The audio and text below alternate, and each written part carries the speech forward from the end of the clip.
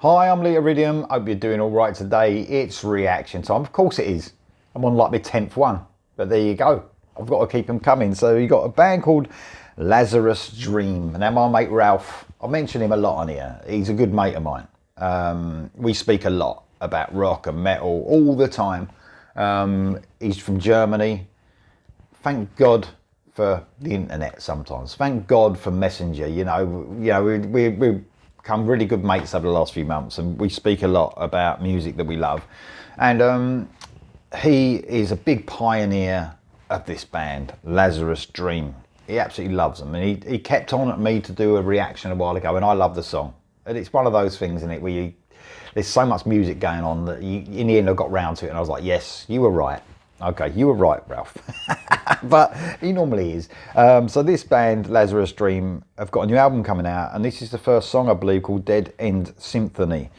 The album's coming out on June the 16th, 2022. It's called Lifeline. It's their second album. You've got the great vocalist Carsten Schultz, just a powerhouse of a vocal. Just amazing singer. And you've got Marcus Pfeffer on the guitars, bass and synths. These two guys, just like this project, if you like, hard melodic, hard rock, sometimes bordering on metal, I would say.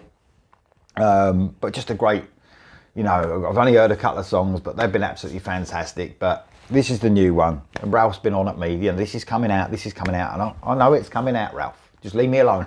No, I'm only joking. I love you, Ralph. I really do. Anyway, this one is called Dead End Symphony. It came out yesterday, so I'm on it as soon as I can. Lazerus Dream. Here we go.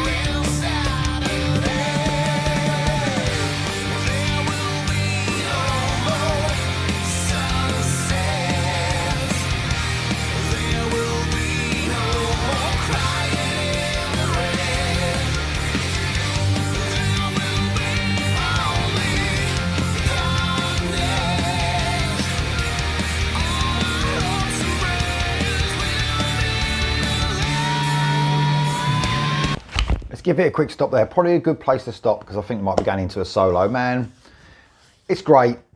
I mean, it's really solid song. It sort of takes lots of twists and turns. Almost got it in like 3 parts. I actually thought the bridge to the chorus was the chorus because I thought, oh, that sounds pretty cool. And then it reached into an even higher chorus, which really stood out. Absolutely love the chorus, by the way. I love the way it's sort of got a almost progressive, darker sort of feel to it. I mean, I think the projects that these guys are on, I'm not really sure about the guitarist, but the singer, Carsten Schultz, you know, he's in Devoid, which is the progressive sort of metal band, almost bringing that feel of that music over. He's been in Evidence One as well, but it's almost got a progressive feel to it, but it's got a groove to it all the way through. Loads of different influences for me, you know, almost the Queensryche progression, where it's not too progressive. You know, Queensryche are probably more progressive now than they ever have been with Todd the Tour in the band. But, you know, this is a bit like Queensryche. It's never too progressive. It's just a little bit of progressive music in there, but the groove always stays there. It always stays there. There's some almost Hammond organ, I would say, some synths in here, you know, giving it that classic rock feel as well. But it's hard to, this is another band, they're clever because they're hard to pinpoint, you know, to say they are this band. They're sort of stuck in this sort of middle ground, if you like, where it's hard to say who they sound like or what they sound like, which is a great thing because it's great to have your own niche and stand out in, you know, in a world of rock and metal that's becoming very similar in sound, a lot of it, you know, which is a shame because we're sort of getting into that late 80s point, you know. In the 80s, some great bands up and coming, and then one of the problems, it weren't just grunge taking over, and I know I'm going off the subject a little bit, it weren't just grunge taking over, it was also all these bands that were starting to sound similar and churning out the same sort of music. And, you know, not to pinpoint any particular bands, but there are bands that are starting to sound similar in rock and metal. So it's good to be a little bit different, to stand out, and that's what these guys do. Brilliant vocals, brilliant musicianship from everyone involved, and this guy is a brilliant guitarist, so I'm really looking forward to see what he's going to do in this, hopefully, instrumental section. Here we go.